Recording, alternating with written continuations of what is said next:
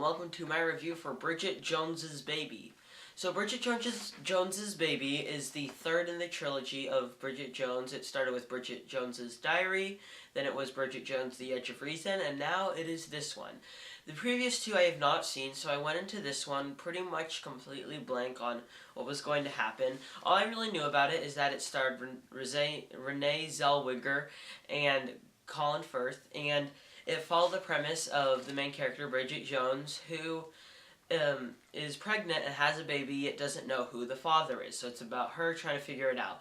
That's pretty much all I knew going into this movie, and I was not excited to see it because I thought that the trailers looked really, really bad. They looked very sentimental, very cheesy, and very much like a chick flick. But then it started getting good reviews, which made me very, very curious. So I decided to go check this one out, and I can say that Bridget Jones's Baby, to my surprise, is an entertaining movie. Not amazing, but it is definitely a movie that I can recommend to anyone who just wants to be entertained for a little bit. The acting from mostly everyone is fantastic.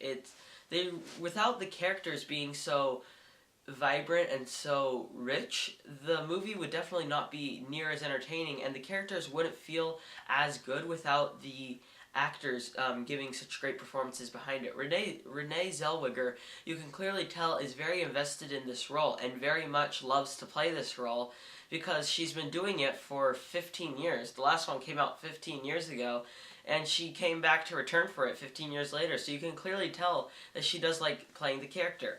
Colin Firth plays somewhat of a man that's very, very serious and doesn't have a lot of emotion behind him, but Colin Firth played him as well as he possibly could.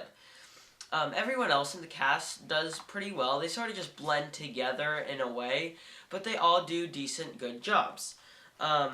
It's definitely, as I stated at the beginning of the review, it's a very much an entertaining movie, and I can easily say that it is an entertaining movie for the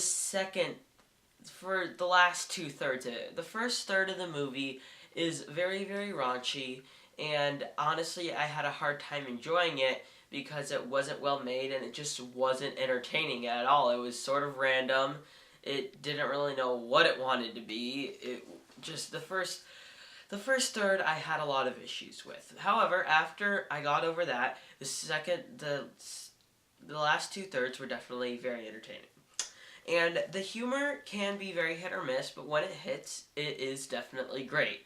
I really did enjoy some of the jokes in this film. A couple of them were spoiled in the trailer, and when the jokes don't hit, it's sort of hard to get through. You're like, yeah, they tried a joke there, it didn't land.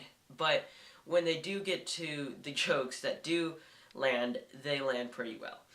And that is it for my goods. I do have quite a lot of qualms with this movie. There's a funeral scene near the beginning of the movie that feels completely out of place. I'm not going to spoil it. However, it feels insanely out of place, and the very, very final shot of it only makes the scene feel way more out of place because I did not understand what they were trying to do with that subplot. Honestly, the funeral scene, not only were the characters in it acting completely immature and laughing during it, but no one seemed sad at all, and it just sort of seemed like it was there to try to sum something up for the rest of the movie to seem normal.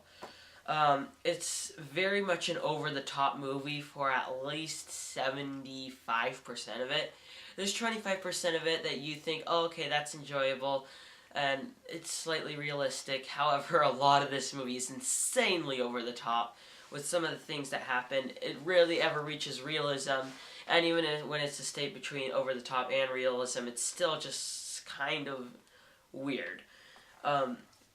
The song choices throughout felt very odd and out of place. They played a lot of pop songs as well as a lot of songs that were much older, and they sort of just seemed like they were thrown in there either for quick comedic effect or they were just thrown in there to be there. They never really felt natural or as if they had to be there.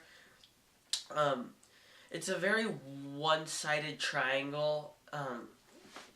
There's two, it's the classic love triangle. There's one girl, two guys. The two guys are fighting over the one girl.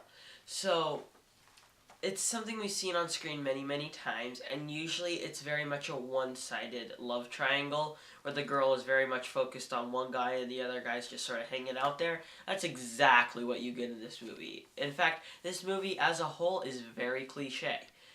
Everything that happens in the movie you can see coming. Then, that's pretty much it. I mean, you could probably go into this movie, say, okay, this will happen, and this will happen in this order, and that's exactly what will happen, because this movie, it's not necessarily predictable, but it is very cliche. And that may sound weird, but I believe that there is a difference between predictable and cliche.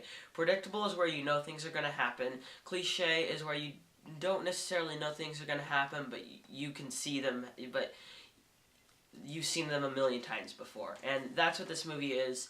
It's a very, very cliche movie. Again, I said that there are points of it that are predictable. As a whole, the movie isn't insanely predictable, but there are certain points throughout it that are very much so. There's a boss character that felt completely out of place. She didn't feel out of place. She clearly had a reason, but she was a terrible character, so cliche, and just sort of felt like a giant blotch of green among a ton of grayness. And I'm not saying the characters were gray or anything, but she just sort of felt so out of there, just completely unnecessarily put into the movie.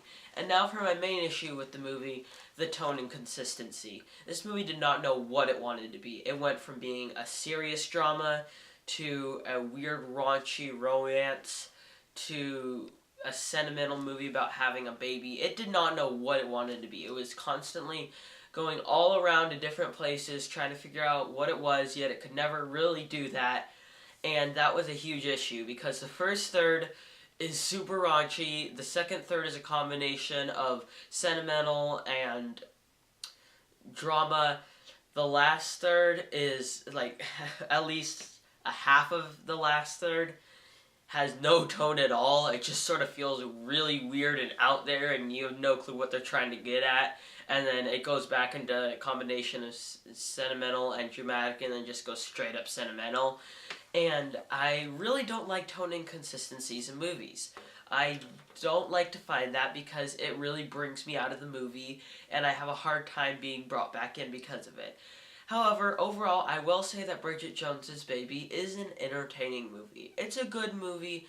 It's a fun movie, and I can say that anybody who likes the last two and believes that they are the age demographic for this will definitely like it.